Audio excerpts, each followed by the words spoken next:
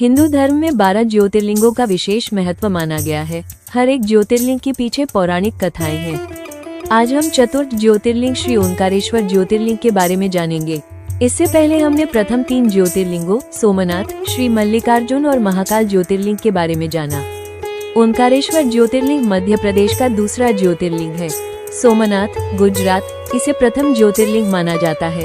श्री मल्लिकार्जुन आंध्र प्रदेश, ये श्रीशैल पर्वत पर स्थित है, इसे दूसरा ज्योतिर्लिंग माना जाता है।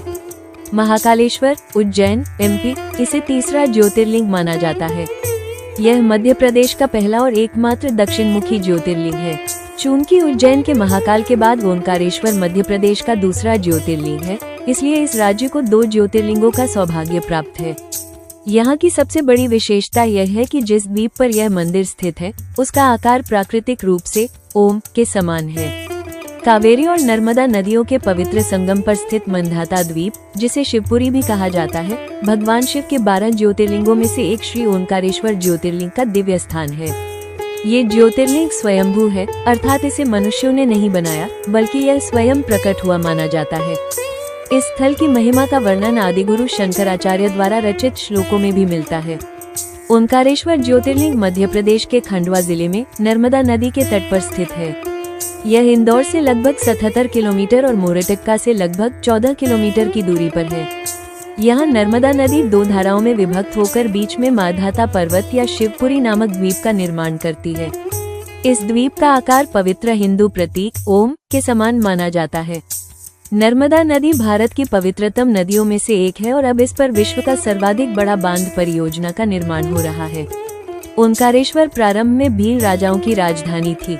लंबे समय तक ओंकारेश्वर भील राजाओं के शासन का क्षेत्र रहा। पुराणों के अनुसार विंध्य पर्वत ने भगवान शिव की कठोर तपस्या की थी। उनकी भक्ति से प्रसन्न होकर भगवान शिव प्रकट हुए और प्रणवलिंग ओम स्वरूप के रूप में यहाँ स्थापित हुए। देवताओं और ऋषियों की प्रार्थना पर इस लिंग के 2 स्वरूप हुए, एक ओंकारेश्वर और दूसरा अमलेश्वर। यद्यपि दोनों मंदिर अलग अलग स्थानों पर स्थित हैं, फिर भी दोनों को एक ही ज्योतिर्लिंग माना जाता है। एक अन्य कथा के अनुसार इक्ष्वाकु वंश के राजा माधाता ने इसी पर्वत पर घोर तपस्या कर भगवान शिव को प्रसन्न किया था और उनसे यही निवास करने का वरदान मांगा। तभी से इस स्थान को ओंकार माधाता कहा जाने लगा। ओंकारेश्वर लिंग अंगड़ और प्राकृतिक है। इसके चारों ओर सदा जल भरा रहता है। संपूर्ण माधाता पर्वत को ही शिव स्वरूप माना जाता है, इसी कारण इसे शिवपुरी कहा जाता है और श्रद्धालु भक्त भावपूर्वक इसकी परिक्रमा करते हैं। मंदिर की संरचना ओंकारेश्वर का मुख्य मंदिर उत्तर भारतीय स्थापत्य शैली में निर्मित है, जिसकी ऊंची शिखर रचना श्रद्धालुओं को विशेष रूप से आकर्षित करती है। मंदिर का निर्माण किसने और कब कराया, इसका कोई प्रामाणिक ऐतिहासिक उल्लेख उपलब्ध नहीं है, इसलिए इसका इतिहास अज्ञात माना जाता है।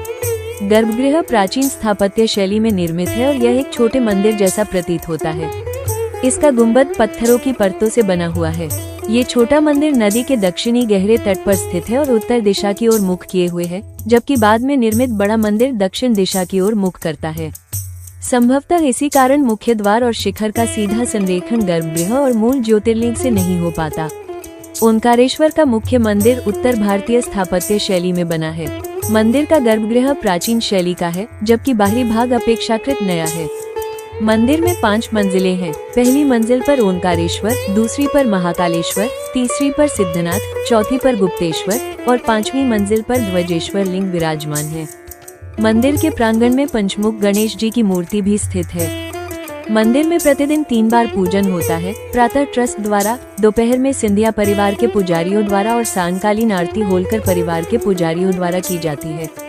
भक्त नर्मदा स्नान कर जल, पुष्प, नारियल और अन्य पूजन सामग्री अर्पित करते हैं। कार्तिक पूर्णिमा के दिन यहाँ विशाल मेला लगता है। यहाँ लोग भगवान शिव जी को चने की दाल चढ़ाते हैं। इस अवसर पर रात्रि की शिव आरती अत्यंत भव्य होती है। श्रावण मास में प्रत्येक सोमवार को भगवान ओंकारेश्वर की 3 मुखों वाली स्वर्ण पालकी नगर भ्रमण के लिए निकाली जाती है, जिसे डोला या पालकी कहते हैं। ओम शंभू भोलेनाथ के जयकारों से पूरा क्षेत्र भक्तिरस से भर जाता है। शिव पुराण में ओंकारेश्वर ज्योतिर्लिंग की महिमा का विस्तार से वर्णन है। यहाँ ओंकारेश्वर ममलेश्वर के दर्शन और नर्मदा स्नान से धर्म, अर्थ, काम और मोक्ष चारों पुरुषार्थों की प्राप्ति होती है।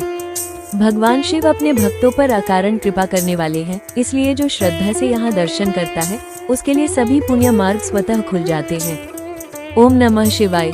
हर हर महादेव।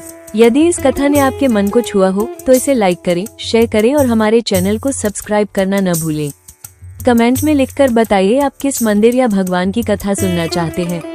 ओम नमः शिवाय। हर हर महादेव।